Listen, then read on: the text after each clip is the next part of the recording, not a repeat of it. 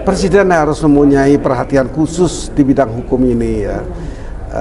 Tentunya harus seimbang kalau Presiden memikirkan politik dan ekonomi, tetapi hukum perlu diperhatikan, terutama di kala sekarang ini kepercayaan publik sudah dapat dipastikan berkurang karena Hakim Agung diharapkan sebagai benteng hukum terakhir di peradilan itu ternyata bisa dibeli. Tentunya di sektor ekonomi maupun politik juga ini akan tereduksi kredibilitas negara. Nah ini harus dibenahin, tadi saya usul agar ada evaluasi yang bagus dipertahankan, yang jelek diganti ya, dengan mengevaluasi ketua dan wakil ketua di tingkat PN sampai dengan PT. Kemudian termasuk Mahkamah Agung itu ada 10 pimpinan. Itu dievaluasi, ya masih bagus dipertahankan, yang tidak baik diganti. Indonesia akan punya wajah peradilan baru. Hakim akan terkena sanksi berjenjang, misalnya kalau hakimnya salah, ketua pengadilan negeri atau pengadilan tinggi di tempatnya atau Mahkamah Agung itu mesti terkena sanksi secara berjenjang. Itu diatur di maklumat Mahkamah Agung nomor 1 tahun 2017. Ada maklumat itu. Di pasal 4 itu berjenjang. Kalau ada bagian dari peradilan atau aparatur pemerintahan yang ada di peradilan itu berjenjang. Kalau dia kena, akan dikenakan juga kepada atasannya atau pada koleganya. Jadi kalau hakim itu kan majelis, tidak seorang, minimal 3 orang.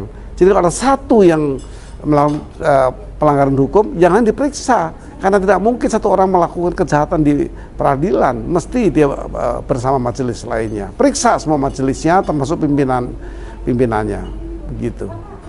Ya, memang ini menjadi tamparan kita ya sebagai orang hukum, ya seorang hakim ya, ditangkap ya karena ada satu kasus yang menimpanya ya dalam hal penyelesaian suatu perkara ya. Jadi saya pikir ke depan memang kita harus hati-hati ya, terutama para hakim ini, karena hakim ini adalah menjadi wakil Tuhan ya yang dalam menyelesaikan suatu perkara, sehingga paling tidak hakim ya kembalilah sebagai fungsinya ya, bagaimana dia menjadi penegak hukum khususnya dalam dunia peradilan.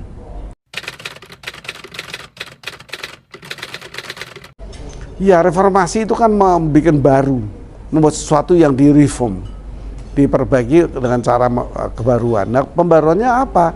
Kita bicara hukum itu, puncaknya hukum itu peradilan, adil. Hukum itu menuju pada keadilan. Di mana keadilan diciptakan? Ya di pengadilan. Maka pengadilan inilah yang harus dilakukan evaluasi. Nanti akan ada wajah baru di peradilan Indonesia yang dipimpin oleh orang yang telah terpilih, yang bisa memotivasi anggota-anggotanya. Iya, karena hukum ini kan amanah ya. Karena Indonesia ini kan adalah negara yang berdasarkan hukum. Jadi segala tindak tanduknya harus sesuai dengan norma-norma hukum. Tetapi bisa kita bayangkan kalau penegak hukum ya melakukan perbuatan yang tidak baik, yaitu melawan hukum.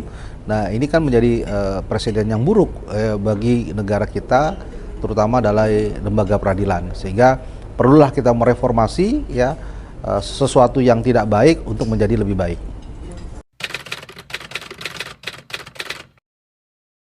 Evaluasi peradilan. Jadi di PN itu kan ada, katakan di Indonesia ada kabupaten kota itu 300-an. Satu PN itu dipimpin oleh 2 orang, ketua dan wakil ketua. 2 ini dievaluasi sehingga dia bisa memimpin anggota-anggota hakim itu dengan baik. Itu berjenjang terus ke yang PT dan Mahkamah Agung.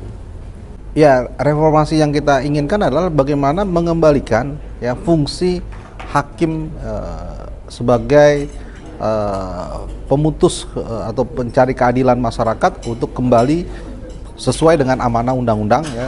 Artinya tidak ada intervensi, tidak ada usaha-usaha yang pada prinsipnya adalah untuk melakukan sesuatu yang tidak seharusnya.